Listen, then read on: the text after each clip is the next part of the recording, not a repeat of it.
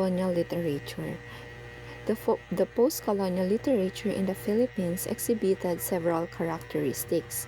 The first covered a literary period typified by experimentation with a new language, particularly the form and imagery that are offered by English and American literature. So, when we say post-colonial literature, we're talking about how Filipino writers began to write in English, which was introduced during the American occupation. Since English was not their native language, they did not just use it but experimented with how to make it work for Filipino thoughts and expression. So that's why they come up with a thought na gayahin nila yung form of writing ng American when it comes in literature, but the content often reflected Filipino life, struggles, and identity. So now let's proceed to modern literature. A portion of early modern Philippine literature was written during the American period, most often as an expression of post-Hispanic nationalism by those who had either been uneducated in Spanish or had lived in Visayan-speaking cities, and whose principles entered in conflict with American cultural trends. So, this means that the early modern Philippine literature under American period, yung mga writer na hindi talaga na-influence ng Spanish, especially from Visayan region, they use this opportunity for expressing national pride and identity after the end of the Spanish rule. But yung ideas nila is sometimes nagkakaroon ng clash between with the American culture, kasi during American occupation, what nila na i-follow natin yung culture, language, and way of thinking nila, while our Filipino writers, they wanted to preserve our culture, nationalism, and identity natin as a Filipino. Ilocos literature. Ilocano literature is one of the most active tributaries to the general Philippine literature, next to Tagalog and Philippine literature in English. So for me, one of the reason kaya mas dominant and active yung Ilocano literature among the Tagalog and English literature kasi Ilocano writers never stop creating and publishing, keeping their literature strong up to date with the help of and also with the help of Banawag magazines. So now, let's proceed to pre-Spanish colonial period. So, before the Spanish colonial period, yung Ilocano literature was already alive and thriving both orally and in writing. Kasi before, yung mga Ilocanos, ginagamit nila yung literature not just for entertainment but also to express their culture, values, and experiences that up until today were still experienced. So here are some important literary forms. First is folk and war song. This means it expressed life and bravery. Example, Pamulinawen or folk love song. Then riddles, or also known as bugtong. Then proverbs, a wise saying with lessons. Lamentation, chants of grief. So during Spanish period, some of the literary works that written in Ilocano was translated by Francisco Lopez to Spanish language. Kasi alam naman natin na super higpit ng mas Spaniard when it comes in literature during that time. So that's one of the reason kaya some of the Ilocano literature was translated into another language because they feel threatened. Next is Pedro Bucaneg, the father of Ilocano literature.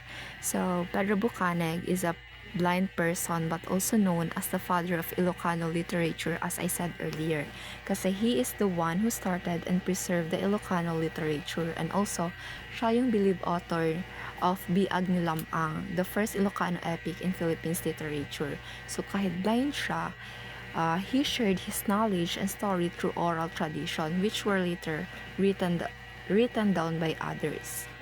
So next is Leonora Florentino, is considered the mother of Philippine women's literature kasi siya yung first ever na Filipina writer to openly express a female voice in literature during a time when women were expected to remain silent, especially in public and intellectual life. So next is Isabelo de los Reyes, the father of Philippine folklore. So kaya tinawag na father of Philippine folklore si Isabelo de los Reyes is because he was the first to collect and publish Filipino myths, legends, and tradition in his book. He collected and preserved our early folk literature by putting them together in writing so they would not be forgotten. Kasi before, yung mga folk story, myths, riddles, and tradition were mostly passed down orally, kumbaga pasaling dila lang. In 1908, the Cordillera region was organized as one administrative region called the Mountain Province, with an American governor at helm. The post-colonial period saw the political reorganization of the Cordillera into separate provinces and the shifting provincial and regional boundaries. So, in 1908, the Cordillera was made into a large province called Mountain Province and an American governor at helm. So after the colonization, the Cordillera was divided into several provinces. So the boundaries of the area changed. The provinces are Abra, Apayao, Benguet, Ifugao, Kalinga, Baguio City, and Mountain Province. So the province in the Cordillera were separated because mas madaling i-manage ang smaller areas than one huge province. So now, each province has its own governor and officials and na-address agad ang mga needs ng mga tao. And also, the Cordillera region has many distinct indigenous groups like Ifugao, Kalinga, and Bantok. So by splitting the province, help preserve their cultures and address their specific needs. Cordillera literature classified into ritualistic and non-ritualistic. So, ritualistic literature consists of song, chants, and narratives which can only be performed or recited in a religious context in the observance of certain rituals or ceremonies in divine or supernatural intervention in human affairs are involved. So the ritualistic literature is connected to ritual ceremonies or religious practice of community. So it is often involves songs, chants, prayers, or stories performed during important events like harvest, weddings, funerals, or healing ceremonies. So the purpose of ritualistic literature is to honor spirits or ancestors and to guide people in performing rituals correctly. So like for example of ritualistic is the Hudhud chants of the Ipugaw, which are sung during the rice planting and harvest. So next is the non-ritualistic literature. So consists of secular forms which can be performed on any occasions during festivities or moments of leisure to express communal sentiments or personal yearning. So the non-ritualistic literature is not connected to rituals or ceremonies. So it usually focuses on entertainment, history, teaching morals, or recording events. So the purpose of non-ritualistic literature is to inform, entertain, or preserve culture but not specifically for religious or ritual purposes. So, like for example, is folk tales, legends, epics, and proverbs that are told for learning and or storytelling. Epic poetry. Cordillera epic poetry, like other Filipino folk epics, tells the bold adventures of a hero with special powers who represents the values and beliefs of the community. So, basically, epic poetry is a long poem that tells the story of hero or important events of a people or nation. It will usually includes adventures, battles, and challenges. And also, it shows the values, culture, and beliefs of the society. So, like for example, is the Hudhud or Aliguyon. Hudhud or Aligoyon, a legendary figure known for wealth and strength. The chant is sung during wakes of the elite, rice field work, and harvest season. So Hudhud or Aligoyon is chanted or sung during rice planting and harvest season because it is a part of the Ifugao people's tradition and beliefs. So by singing Hudhud, they express their prayers and gratitude for a good harvest and also protection from bad luck. So next is the Cordillera myths. Talk of a very remote past when the world had not yet taken its present form and human affairs went on with a lot of divine intervention. Their myths are of a sacred nature, hence there are restrictions as to when and where they can be told. They are recited to affirm the propriety of ceremonies, to summon the spirits, or to validate certain beliefs. Cordillera myths are very old stories from a long time ago, when the world was very different and gods or spirit help humans. They are sacred, so they can only be told at certain times and places. People tell these stories to teach ceremonies, call spirits, and support beliefs. So the next is Dayam, ritual myths recited by mediums meant to explain the origin of the particular rituals and how this ritual should be conducted.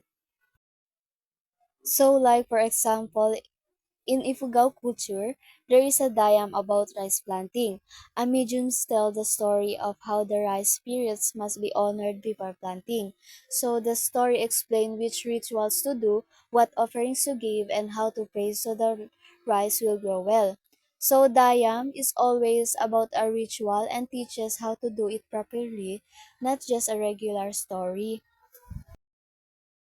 So next is legends, are considered as truthful accounts although the events they narrate often takes place of a time that is more recent than the mythological past. The principal characters are human and not supernatural being, and they are not recited as part of ritual or sacrifice. So basically, the legends are stories that are believed to be true, but they happen more recently. The main characters are human, not gods or spirits. Legends are just stories, not part of rituals or any ceremonies. So, like for example, is a story about a local hero who saved a village or about how a town was founded. Now I am Regine Marimon and let me tackle about the forms of literature of Cavite. Mars Ravelo was a Filipino comic book cartoonist and graphic novelist. Dubbed as the king of Pinoy comics, he is notable for creating Darna, Jezebel, Captain Book, and Lastic Man. So Mars Revelo, often called as a King Pinoy Comics, created over 300 comic book titles, the characters, many of which has been enduring Filipino cultural icons and been adapted into numerous films and TV series. Next is Alejandro Abadilla, a Filipino poet, essay, and fiction writer. Also known as the father of the modern Philippine poetry, he is notable for creating Ako Ang Daigdig.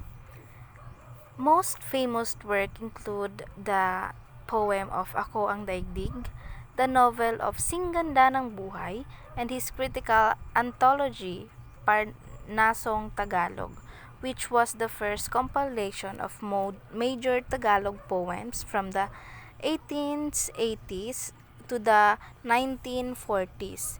He is also known for his role as the father of the modern Philippines poetry and his contributions to Tagalog literature through the various poems essays.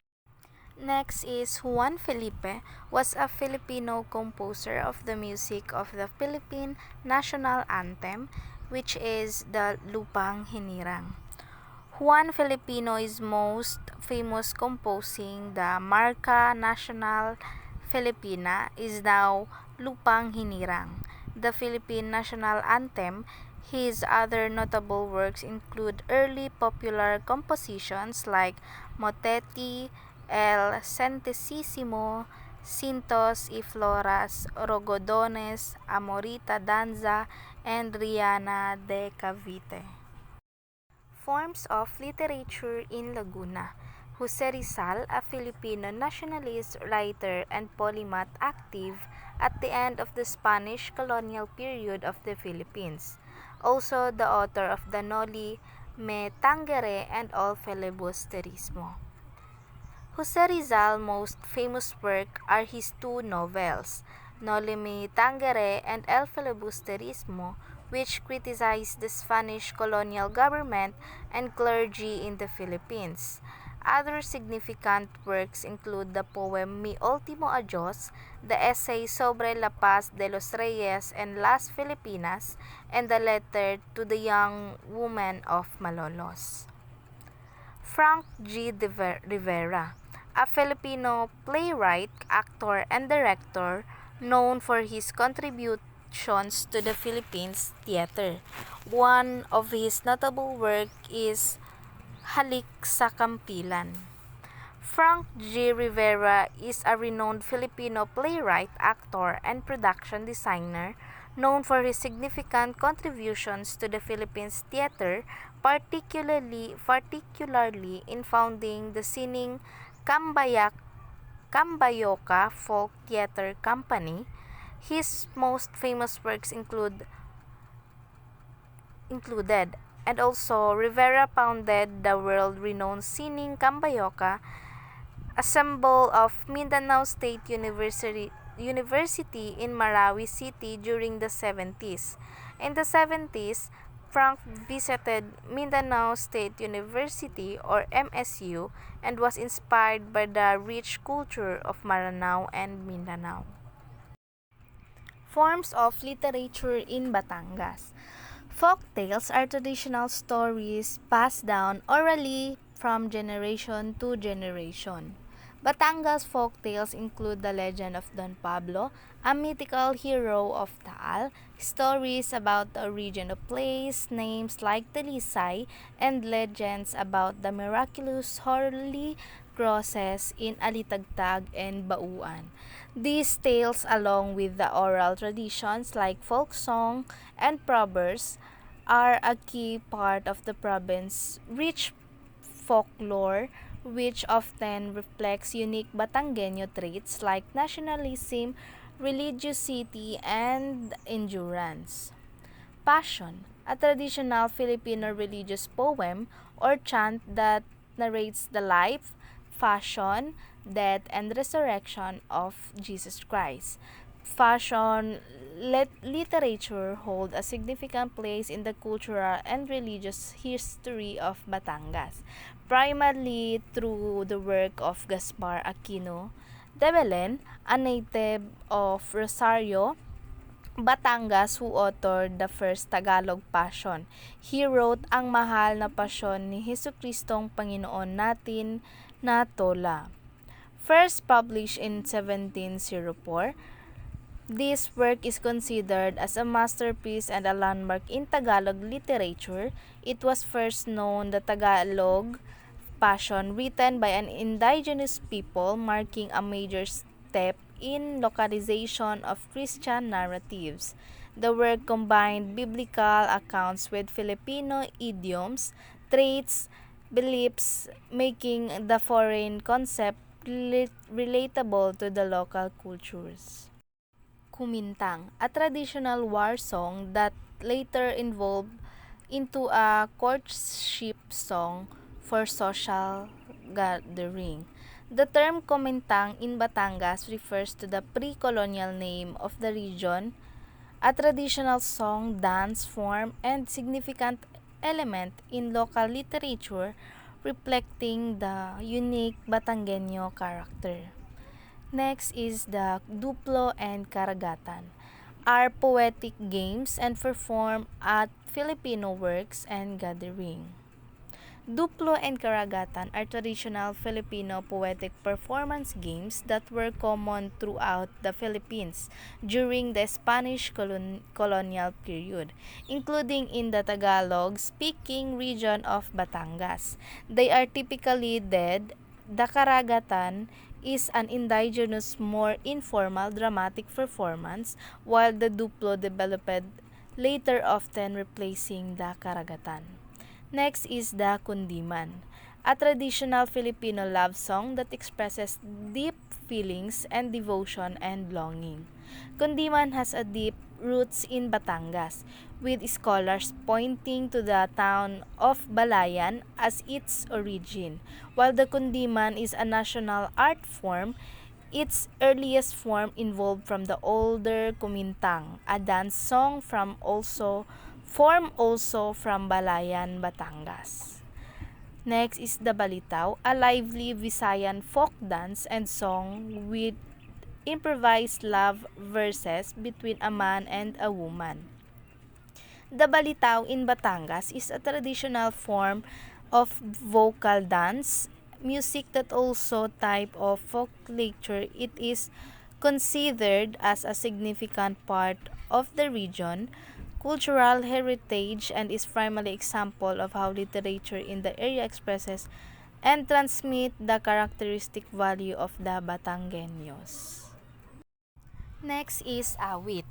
Is a traditional Filipino poem with 12-syllable lines telling stories of love, heroism, and adventure.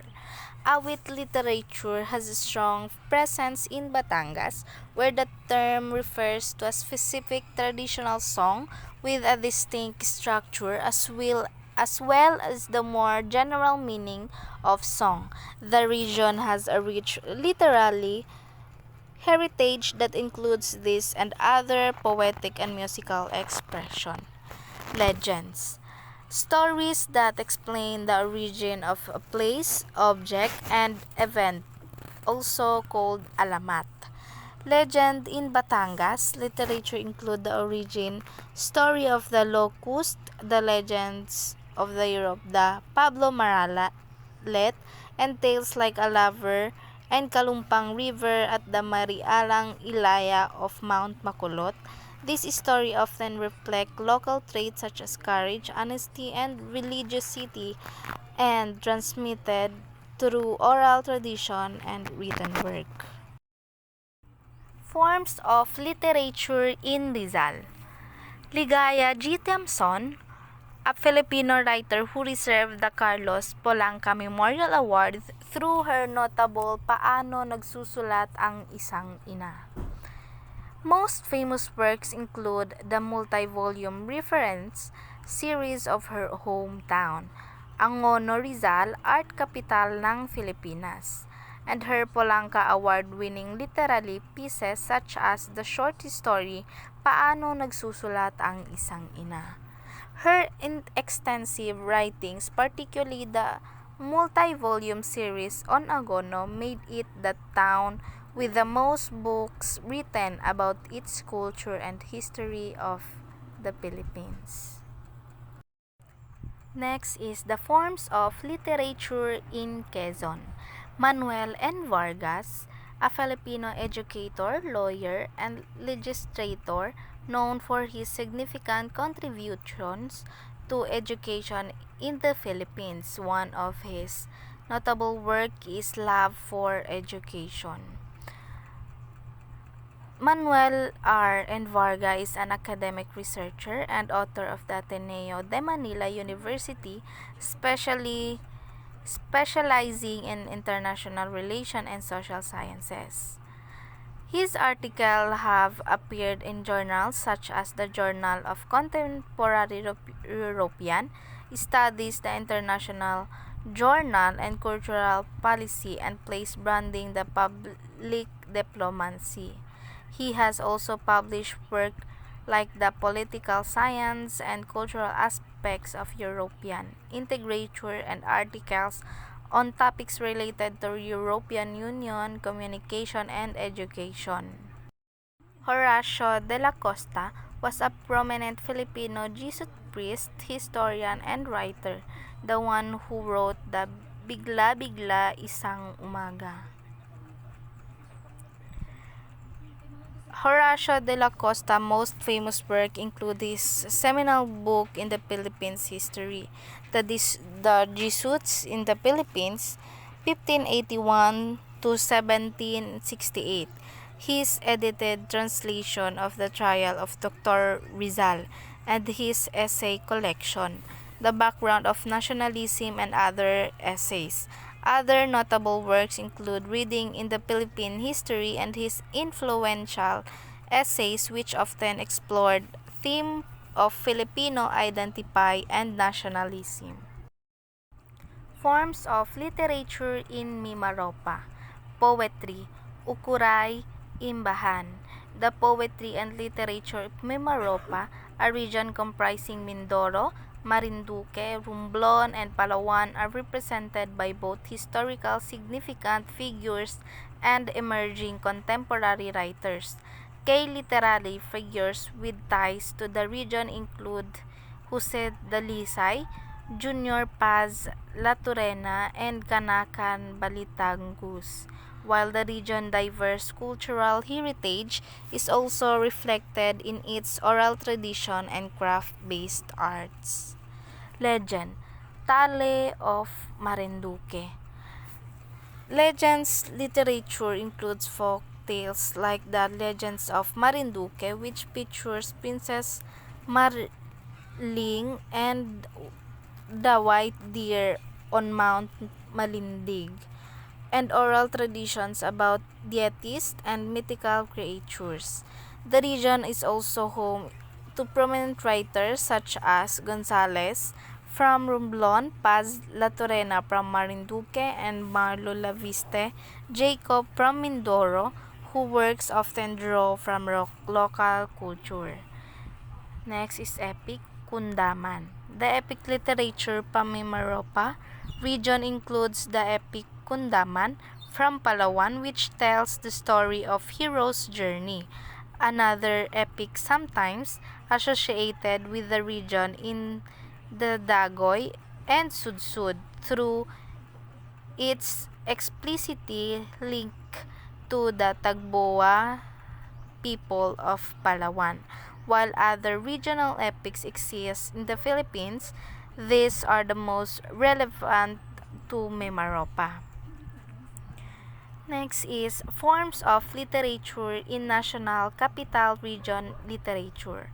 Folk song.